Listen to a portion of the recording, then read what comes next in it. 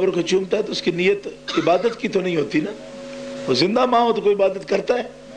قبر والی ہو تب بھی تو محبت کے ساتھ، جیسے اس قدموں کو زندگی میں بوسہ دیتا ہے بعد میں قبر کو چوم لیتا ہے.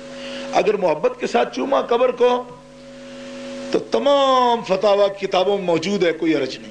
حدیث پاک میں یہ موجود ہے کہ حضرت بلال رضی اللہ تعالیٰ عنہ جب آئے تو آپ نے نبی کریم علیہ السلام کی قبر انور کو چوما بھی اور اس سے لپٹ گئے آپ کی قبر انور سے. تو اس وقت جو عموی حکمران تھا اس نے کہا یہ کیا آپ کر رہے ہیں؟ تو حضرت بلال نے کہا میں قبر اس نیت سے نہ لپٹا ہوں کہ میں قبر کے پاس آیا ہوں، میرا یہ اعتقاد ہے میں اپنے آقا کے پاس آیا ہوں، تو میں جو لپٹ رہا ہوں سرکار کے قدموں سے ہی لپٹ رہا ہوں. حضرت بلال رضی اللہ تعالیٰ کو یہ مستدرک میں امام حاکم نے بھی لکھا ہے اور بے شمار کتاب موجود ہے. مدد مانگنا، دیکھو مدد مانگنا تو جن سے زندگی میں مدد مانگنا جائز ہے ان سے ان کی وفات کے بعد مدد مانگنا بھی جائز ہے. شیخ عبدالحق محدث دہلوی رحمۃ اللہ علیہ نے اس مسئلے پر بڑی نفیس تحقیق فرمائی مشکات شریف کی شرح میں. اور حضور سے مدد مانگنا، حضور مددگار ہیں، اللہ نے ان کو ہمارا مددگار بنایا. انما ولیکم اللہ ورسولہ والذین آمنوا الذین یقیمون الصلاۃ، حضور مددگار ہیں ہمارے. اور حضور سے مدد مانگنا یہ صحابہ کی سنت ہے. انصر یا نصر اللہ، جنگوں میں بھی پکارتے تھے حضور کو، یہ اللہ کی مدد والے ہماری مدد کر. کہو نا سبحان اللہ. صحابہ کرام کا عمل، طبقات ابن سعد اٹھا کے دیکھو، ابن کثیر اٹھا کے دیکھو، آپ کو پورا ثبوت ملے گا اس میں کہ صحابہ کرام باقاعدہ جنگوں میں بھی اس طرح مدد مانگا کرتے تھے. گزارش ہے کہ دیوبندی سمجھتے ہیں حضور نبی کریم کا سایہ ہے، آپ اس پر روشنی ڈالنے میں مہربانی ہوگی. ہم نور بھی مانتے ہیں بشر بھی، دیوبندی صرف بشر مانتے ہیں، اس پر بھی روشنی ڈالیں. گزارش ہے، دیوبندی کہتے ہیں حضور نبی کریم کا سایہ ہے، آپ اس پر روشنی ڈالیں. سایہ پر روشنی ڈالوں اب سایہ غائب ہو جائے گا. دیکھو بھائی، یہ بات جو ہم کہہ رہے ہیں ہم نہیں کہہ رہے. حضرت عبداللہ ابن عباس فرماتے ہیں چاند کی روشنی میں، سورج کی روشنی میں حضور کا سایہ زمین پر نہیں پڑتا تھا. عبداللہ ابن عباس نے حضور کو دیکھا ہے جی. عبداللہ ابن عباس آپ بھی صحابی ہیں، ان کے باپ بھی صحابی ہیں. عبداللہ ابن عباس حبر الامہ ہیں، سب سے بڑے امت کے قرآن کے عالم ہیں. عبداللہ ابن عباس حضور کے چچا زاد بھائی ہیں. عبداللہ ابن عباس نے اپنی زندگی میں کفر پر ایک سانس بھی نہیں لیا، جمع درو صحابی ہیں، ایک سانس بھی کفر پر نہیں لیا جی. اب ایک بات وہ کہہ رہے ہیں کہ دیوبندی کہہ رہے ہیں، ہم کہہ رہے ہیں. ہم کب کہہ رہے ہیں؟ امام تقی الدین سبکی نے لکھا، علامہ جلال الدین سیوطی نے لکھا، حضرت مجدد الفسانی نے لکھا، شیخ عبدالحق محدث دہلوی نے لکھا، شاہ عبدالعزیز محدث دہلوی نے لکھا، شاہ ولی اللہ محدث دہلوی نے لکھا، امام تقی الدین سبکی نے لکھا، علامہ علی بن سلطان القاری نے لکھا. اتنے محدثین مفسرین ولی اللہ جو مسئلہ لکھے کہ کہتے ہیں ہم کہتے ہیں، ہم نہیں کہتے، صحابہ کرام کہتے ہیں. صحابہ کرام کہتے ہیں، ام المومنین حضرت عائشہ فرماتی ہیں کہ ہم نے کبھی حضور کا سایہ نہیں دیکھا.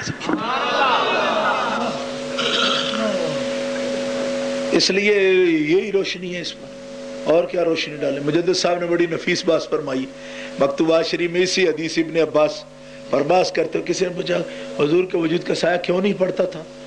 حضرت مجدد فرماتے ہیں دیکھو جو وجود ثقیل ہوتا ہے نا، اس پر جب روشنی پڑتی ہے تو روشنی کو روک لیتا ہے اور اس کے اپنی کثافت زمین پر آ جاتی ہے.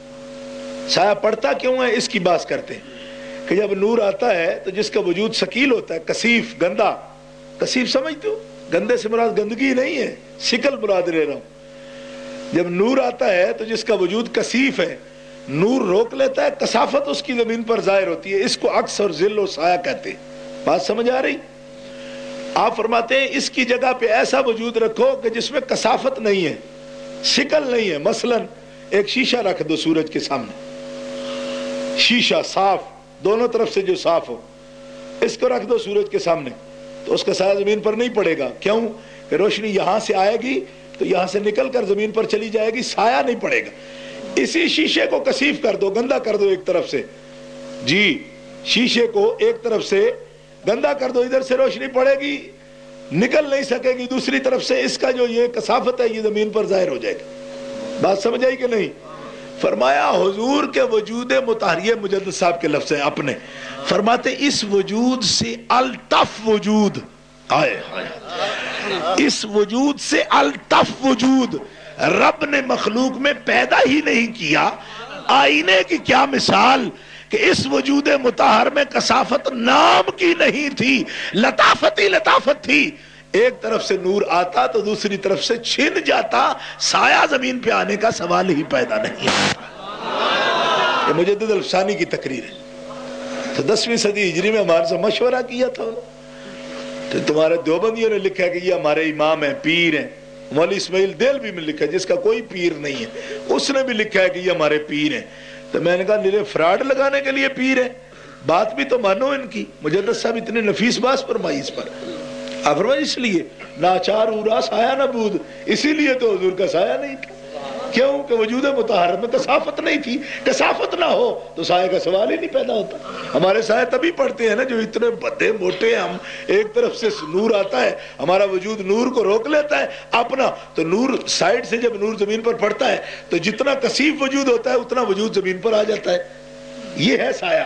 تو حضور کا وجود مطہر کثیف نہیں تھا بلکہ لطیف بھی نہیں، الطف تھا۔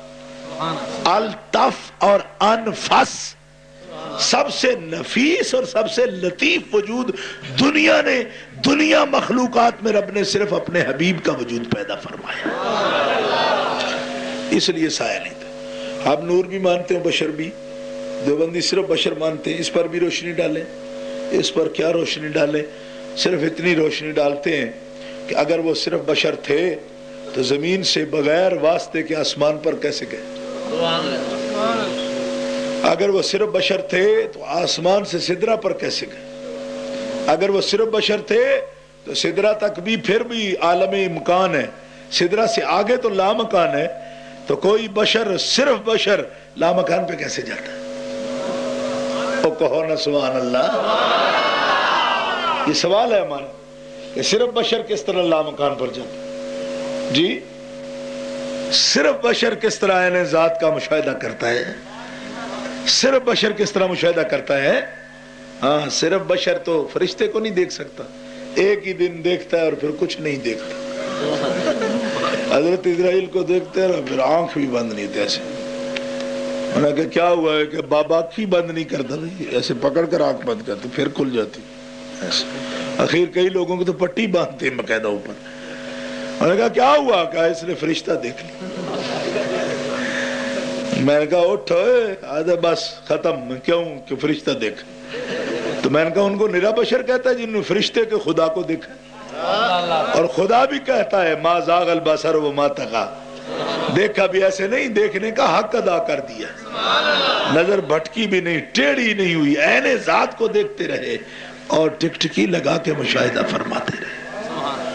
حضرت ابن عباس کہتے ہیں حضور جب بات کرتے تھے رویا کالنور یخرج بین الثنایا، حضور جب باتیں کرتے تھے تو آپ کے دندان مبارک سے نور کی شعائیں نکلتی تھی۔ بتاؤ یہ نور اسی نور کی مثال ہے یا نہیں ہے؟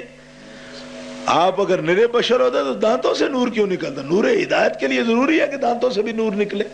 حضور کے دندان مبارک سے نور کی شعائیں نکلتی تھی، یہ سیاستہ کی حدیث ہے۔ حضرت عائشہ بھابیوں نے کہا اماں عائشہ اماں، میں نے کہا اماں اماں کرتے ہو صرف شیعوں کے مقابلے کے لیے الو، اماں کا مسئلہ بھی تو پوچھو نا۔ اماں کہتی ہے میں سحری کے وقت کپڑا سی رہی تھی اور کپڑے بھی نہیں تھے گھر میں زیادہ، تو سی رہی تھی، میرے ہاتھ سے سوئی گر گئی، حضور تشریف لائے، فرمایا حمیرہ کیا کرتی؟ اندھیرے میں بتی بھی بند ہو گئی تو میں ادھر ادھر ہاتھ مار رہی تھی زمین پر، حضور فرمایا حمیرہ کیا کرتی؟ جی سوئی تلاش کر رہی ہوں، سقط الابرہ، مفقود ہو گئی میری سوئی نہیں ملی مجھے۔ حضور ہنس پڑے، فرمایا اچھا سوئی تلاش کرنے کا اچھا موقع ہے، وہ اندھیرا بھی تو رات بھی، رات کا اندھیرا اور حمیرہ سوئی تلاش کرتی۔ فرمایا حضور مسکرائے تو بخدا عائشہ فرماتی ہے اور کوئی چیز نہیں تھی روشن ہونے والی یا کرنے والی، حضور مسکرائے تو آپ کے دانتوں سے اتنا نور نکلا کہ کمرہ روشن ہو گیا، حتیٰ کہ مجھے سوئی بھی مل گئی۔